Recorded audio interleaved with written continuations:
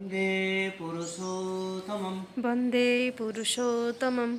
आज हम परम ब्रह्म श्री श्री ठाकुर अनुकूल चंद्र जी की एक दिव्य लीला कहानी पाप और पुण्य उसके बारे में आलोचना रखेंगे। एक दिन ठाकुर भक्तों से घिरे समासीन थे।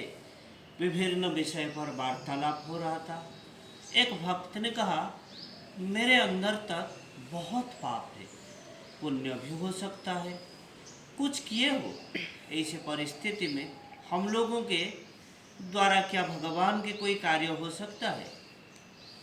ये बात सुनकर शिशि ठाकुर मुस्कुरा दिए और बाद में बोले, भगवान पाप भी नहीं देखते हैं, पुण्य भी नहीं देखते हैं।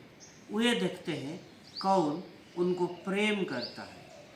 उनको शब्द कहने के समय अपनी तरफ उंगली से निर्देश किए थे। साथ ही साथ याद आ गया भगवान गीता की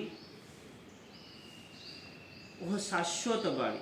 श्री भगवान किसी का पाप या पुण्य ग्रहण नहीं करते हैं।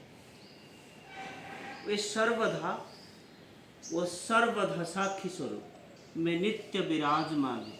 अति दुराचारी भी यदि उन्हें ग्रहण या अनुसरण करके चलता है तब उसका सभी अन्याय माफ हो जाता है। वो साधुत्व में उत्तीर्ण होता है।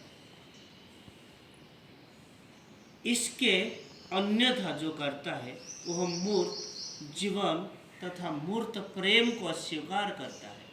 ऐसे लोग हो सकते हैं अनेक सत्कर्म किए, परंतु उन लोगों का कर्म कोई व्यक्तिगत कामना या स्वार्थ सिद्धि के परे नहीं रहती है। एक सीमा के अंदर ये लोग घूमते रहते हैं।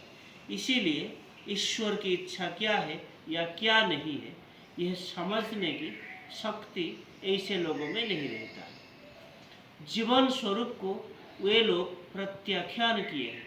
इसीलिए मृत्यु ही इन लोगों का अवलंबन होता है। महाज्ञानी महावीर कर्ण का भी यही हुआ था।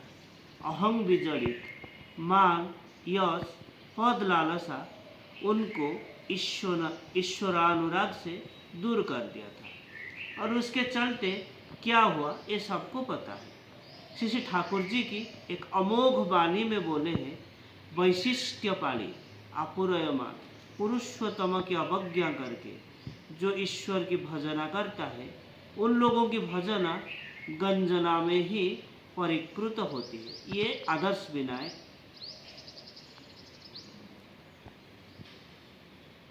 उस 197 नंबर वाणी है। दूसरी तरफ आम्रपाली, मेरी मेंडलिन, गिरीश घोष, जगाई माधाई सारा जीवन पाप ताप करके ईश्वर अवतार को ग्रहण किए थे।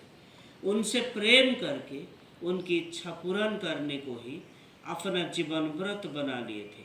इसीलिए वे लोग पाप से मुक्त होकर महान बने गए थे। ये घटना लीलामय किताब से श्री देवी प्रसाद मुखोपाध्याय के लिखित किताब है। तो आज के लिए इतना ही। वंदे पुरुषोत्तमम्। वंदे पुरुषोत्तमम्। जय।